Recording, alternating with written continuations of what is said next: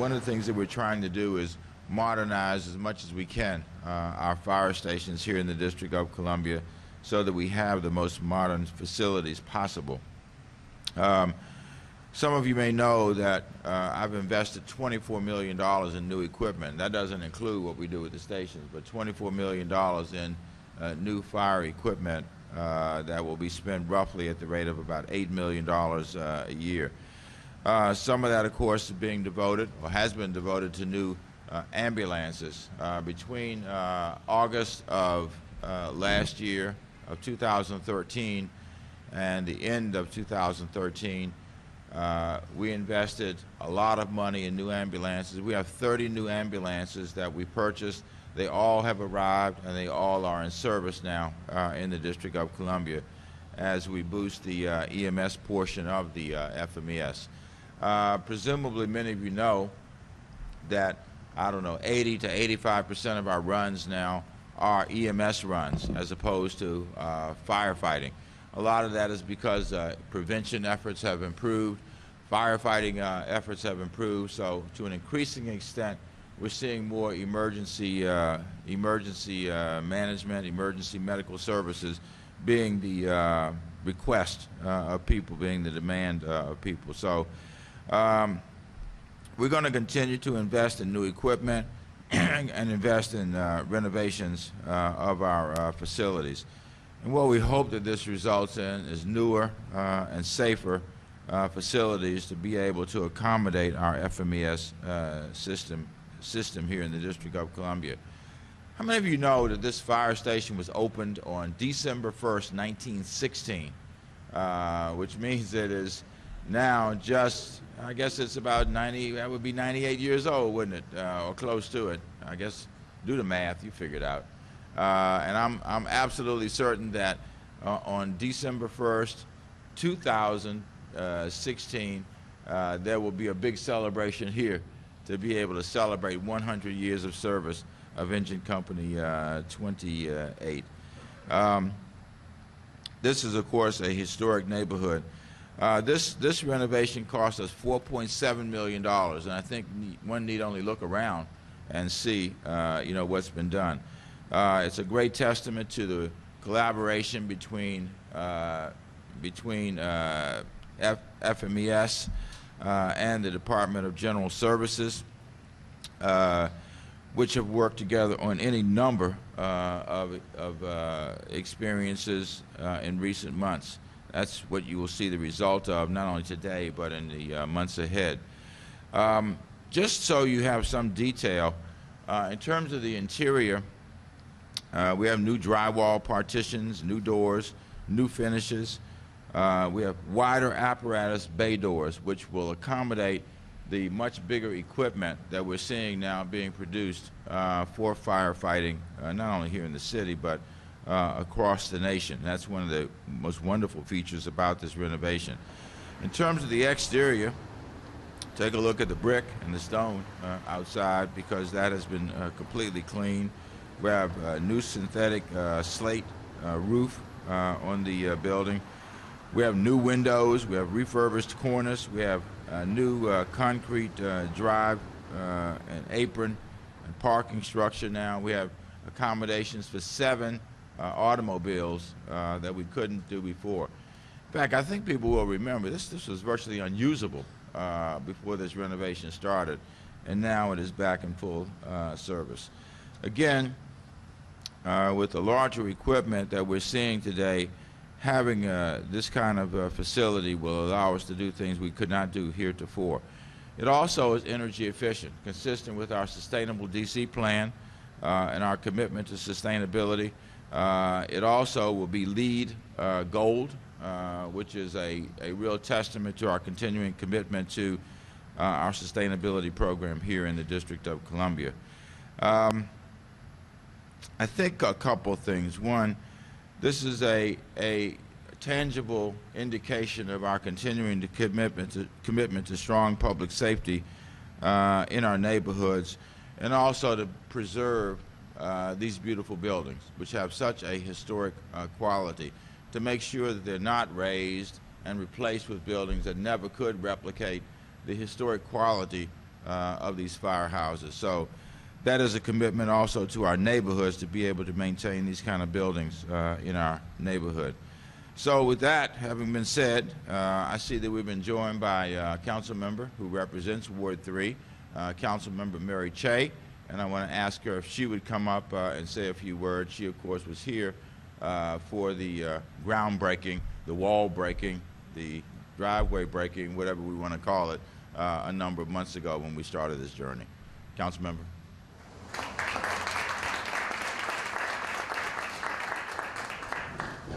Good morning, everybody. This is thrilling for me because when I first came into office, among the various government buildings that I visited in my ward, this was one of them. And I was actually shocked because even though when I used to live over on Porter and 30th, I would bring my children around here and we would come into the firehouse, I had no idea what the interior was like.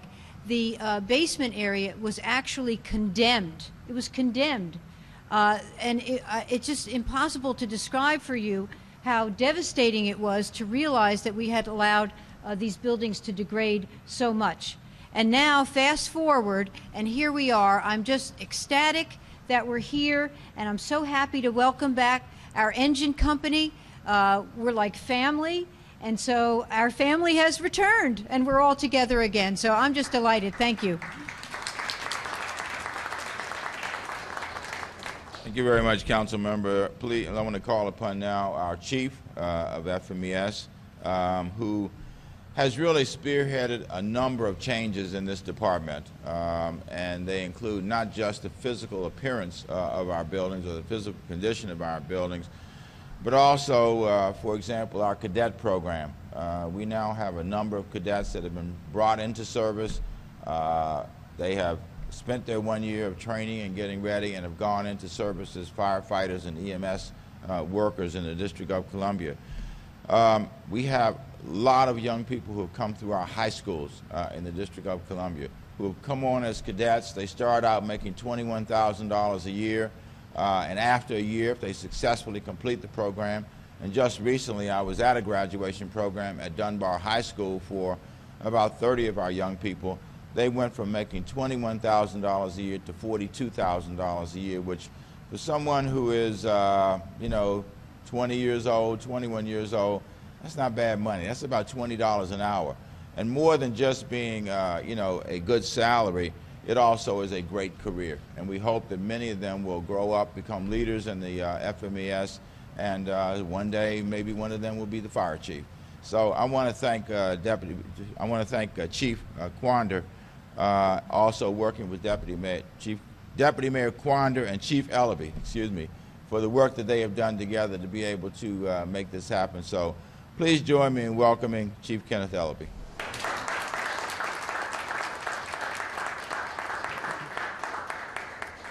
Thank you, Mayor Gray, for that warm introduction. And I'd like to say good morning, everybody. Good morning.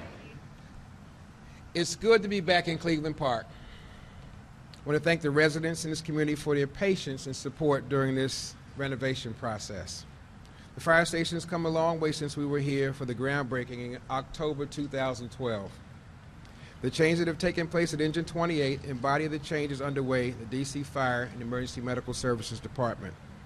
As I've said on many occasions, change can be uncomfortable, but it's necessary in order to move forward. By the looks of this place, I know we're moving in the right direction. New ambulances are in service, new paramedics have been hired, and more district high school students are getting an opportunity to join the department through the cadet program. These changes are significant improvements that are intended to provide better service to district's residents and our visitors. Again, I'd like to thank you, Mayor Gray, for your leadership during this period of transition for the department. I know it hasn't been easy, but it's not easy being a visionary. You made it a priority to ensure that every neighborhood is safe, and reopening Engine 28 is our way of upholding this commitment. Engine 28 represents a promise made to the community and a promise kept to the community.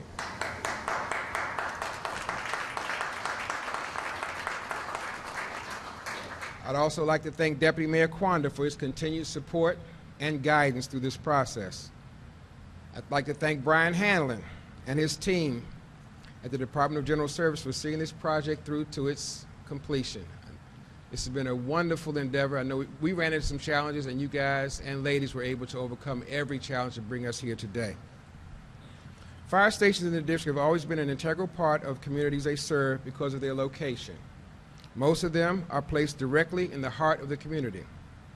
The members who serve at these stations are not only called upon during emergencies, they're often asked to participate in neighborhood activities, and they do. Engine Company 28 has been a part of this community for nearly 100 years, and this renovated facility reinforces our commitment to stay in this neighborhood. Later this evening, this station will be put back into service, and the members assigned to Engine 28, Truck 14, and Ambulance 28 will once again be a part of this community. Earlier, I spoke of changes occurring in the department, and most of these changes are possible because of the men and women who report to work and uphold their duty to protect and serve this city. And I want to thank them.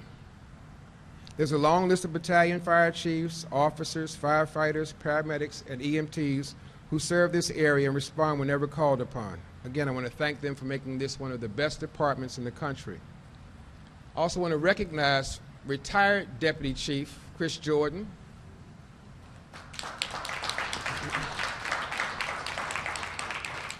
Chris worked in our logistics and facilities maintenance division when this project started, and he was part of the group that spearheaded this renovation. In addition to that, I want to thank our current Deputy Chief, David Faust, who has seen this project through to its completion. This is a great example of how government agencies can come together to benefit our residents. Now I'd like to introduce June Locker, who's the Deputy Director of Capital Construction Services for the Department of General Services. Good morning, everyone. Again, my name is... Oh, good morning. Sorry. When the mayor says something, you've got to make sure you heard what he said. So, again, sorry, good morning. Again, my name is June Locker. I'm, again, with the Department of General Services, and I'm here on behalf of Brian Hanlon, our director, who unfortunately could not be here today. However, he sends his many thanks and congratulations to the team that worked on this project, the engine company, first responders, the mayor, the Cleveland Park community for all of their support during this construction project.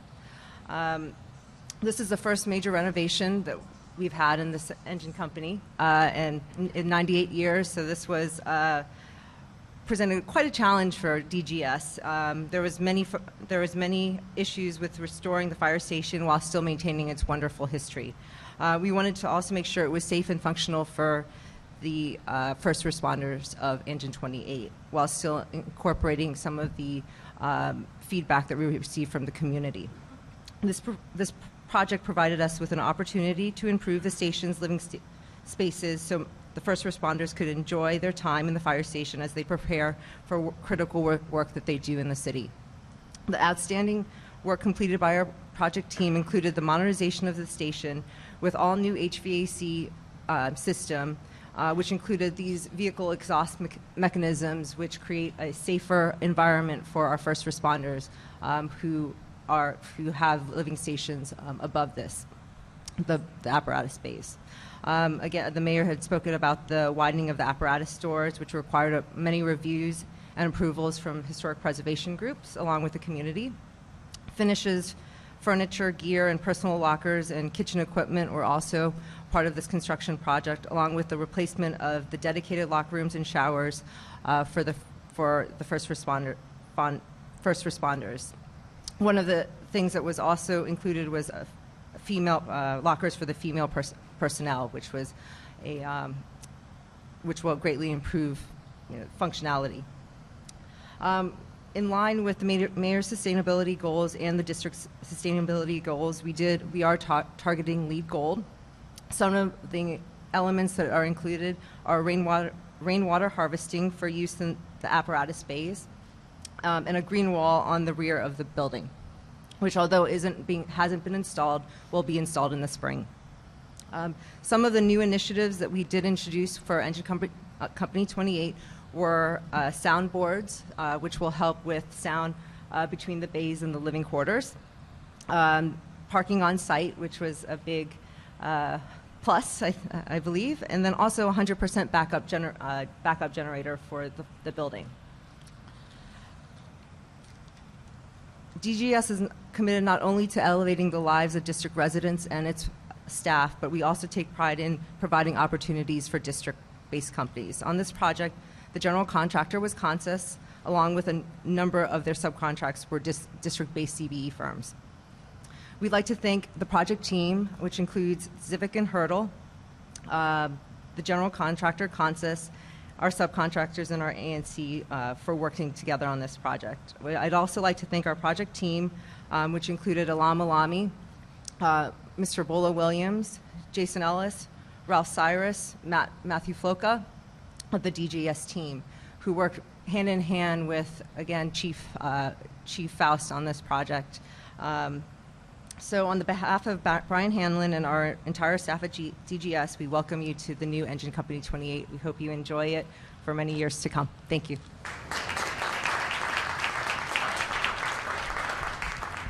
Thank you, Chief, and thank you very much, June. Again, one of the things we did was fairly early into our administration, we created the Department of General Services, which brought together, I don't know, there were 5 or 6 different, maybe even more, construction type units in the government, and we thought it would be a lot more efficient if we brought them together and create one department, which has been headed more than ably by Brian Hanlon since it was created, and one need only go across the city and look at the projects that have been completed. You know, fire stations, we're about to break ground on, break ground is probably a misnomer, but a new 6th district police headquarters on the east end of the city, the fire stations, the schools, just any number of projects that have been completed that are making life better for the people of the District of Columbia.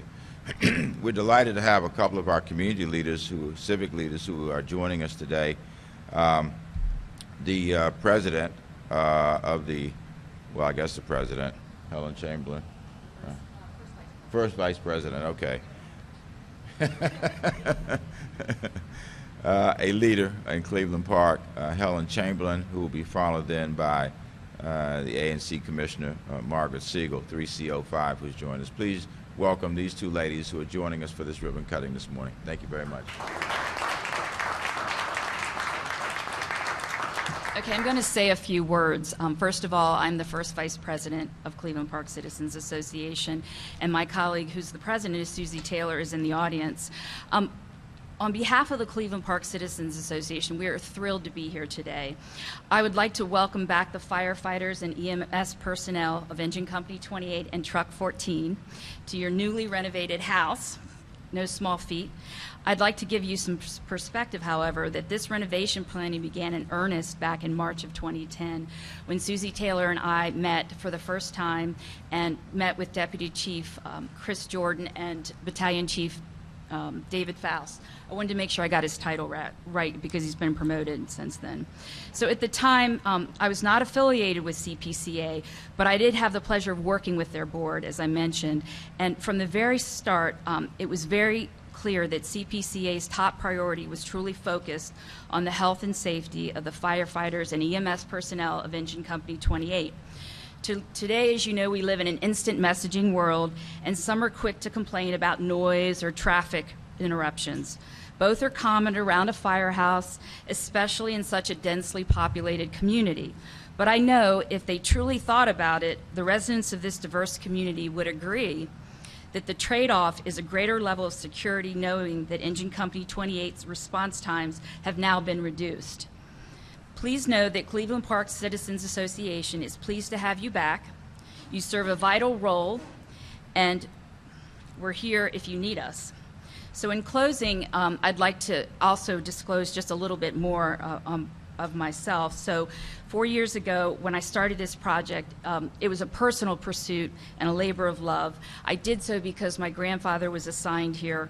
He was the battalion chief's aide, and his name was Charles Chamberlain. This was his last house, and he had already completed a 30-plus year career here with DC FEMS. Unfortunately, though, while responding to a fire on March 1st, 1965, what still remains of the Club Soda, the marquee is still across catty corner to us, he passed away from a massive heart attack while responding to that fire. I was 3 years old at the time, and I saw the loss in my family and the years that followed.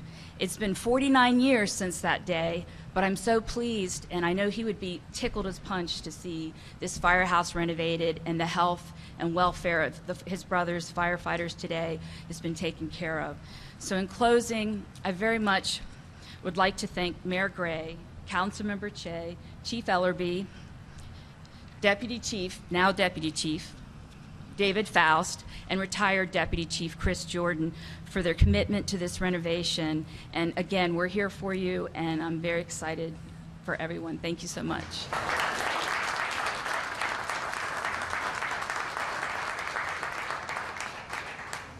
Good morning. I'm Margaret Siegel, the single member district commissioner for ANC 3C05, located right here.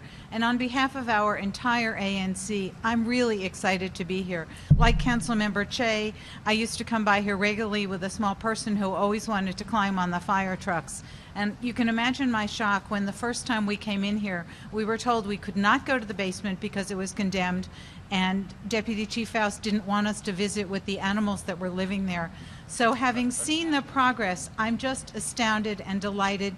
This is a fabulous example of public-private cooperation, with the neighborhood having some concerns about maintaining the historic integrity of the building and recognizing the need to modernize. So it's pretty amazing, and we're very excited, and welcome home to our firefighters, and we hope you have some very quiet, peaceful days here in Cleveland Park. Thank you.